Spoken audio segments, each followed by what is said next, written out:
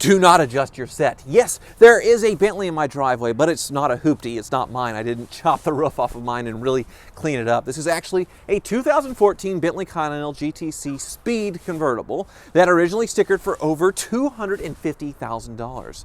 The owner, who was crazy enough to let me drive this thing, bought it recently from a dealer in San Diego where it was listed for $119,000. So it lost over $100,000 in value, half its value, in just 3 years. Really, God bless the people who buy these things new. I mean, that 1% really needs that tax break to help with the depreciation hit they take with these cars. Don't you agree? Now, I guess this can be my 6-month ownership report for my Bentley, which is still covered in dust and in pieces over at the Car Wizard's lair. It's kind of sad, but really, one interesting tidbit is I've never driven a Connie GT before. You can't really count mine because it barely drove for that few miles when I made that first video. It was just so screwed up. I actually bought my Bentley sight unseen without knowing even the way they drive, so I do things a little differently than most people. Even though this thing is a speed model and a convertible and 10 years newer than mine and probably wasn't owned by Russian gangsters like mine, they are actually pretty comparable cars. My 2004, if running properly, would make 552 horsepower from its 12-cylinder bi-turbo engine and have a 200 mile per hour top speed, which is totally crazy for a 5,000-pound luxury land yacht. This Bentley Speed model has 616 horsepower out of its W12. Yes, 616. And even in this convertible version, it's rated to go over 200 miles an hour as well. Now, these crazy speeds are totally useless, as I imagine most Bentley owners' hair plugs aren't rated to go over 200 miles per hour. Another thing this Bentley shares with mine is the basic architecture, which is shared with the Volkswagen Phaeton, a car that's readily available for under $10,000. And that crazy top speed, once again, like I said, is totally useless. In the real world, in a 0 to 60 race, a new Mustang GT beats both Bentleys. But, you know, people don't buy a Rolex Submariner over a Seiko because they plan on scuba diving down to check out the Titanic. They buy a Rolex because it's cool that a Submariner watch can do that, I guess. But really, it's about marketing and brand perception. And brand perception is something Bentley really has going for it. You really do look like you've made it when you buy a Bentley, except in my case, obviously, I look like a total idiot. But for people who actually buy a Bentley, they look like they're up there with Paris Hilton in her pink bedazzled Connie GT, along with so many others. But really, does Bentley deserve this reputation when the competition is fiercer than ever? And I walked and I talked that time. That was really challenging. I'm really proud of myself. Oh, there's no way I'm driving this thing with the top down. It's like 30 degrees. Ooh.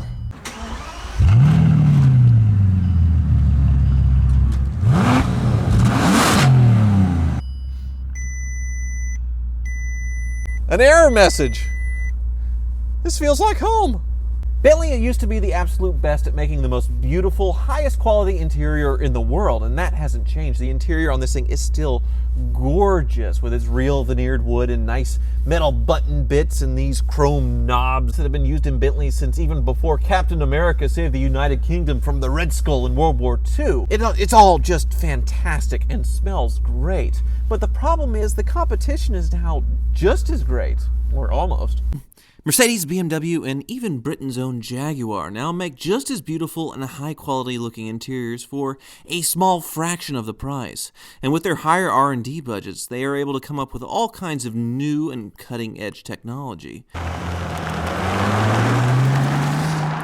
This Bentley's infotainment center, it looks just fine, but most of the tech looks just way too much like what you would find in a 10-year-old Volkswagen Passat. Stuff like the shifter, the instrument computer screen, and a lot of the switches. But the competition isn't just coming from Europe. Actually, the car that bears the biggest resemblance to this Bentley is made in Korea, of all places. Yeah, Korea. This is the Genesis G90, and no longer does the Hyundai moniker hang on this Korean luxury car. The italicized H is gone and been replaced with a flying G, like the Bentley badge with its flying B, except it looks more like what an airline pilot would give out to kids. Still, To people who aren't into cars, you could say this thing is the all-new Bentley Genesis, and most would just give an approving nod. I even had one of these one time. I had a 2012 Hyundai Genesis that I bought for under 20 grand that was a few years old, and I replaced all of the H badges with the wings, and people regularly ask me if it was a Bentley. I'm not kidding. And if you haven't looked inside one of these before, the interior quality is unbelievable. While lacking all the expensive metal bits of the Bentley, this G90 looks more modern and every bit as nice, and comes with a 420 horsepower V8. But the base model G80 starts in the low 40,000 range before discounts and has a comparatively nice interior. So with all of this good competition, it really makes sense that a secondhand Bentley depreciates six figures so quickly.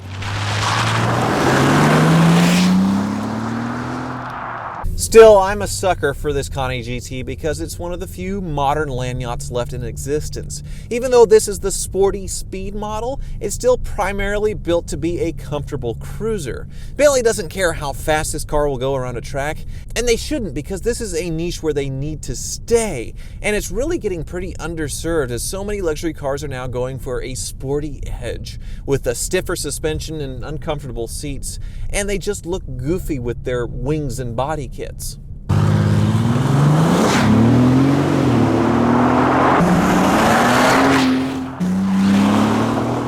So if my Bentley ever gets finished, I don't think I'll be disappointed driving it in the slightest. And I'm sure the new owner of this much more expensive Bentley feels the same way, and when he watches this video, he'll probably never talk to me again. He doesn't have hair plugs, just to clarify. And if you think the wizard is purposely not working on my Bentley so he can turn it into a yard ornament for his shop, hit that like button. And as always, thank you for watching.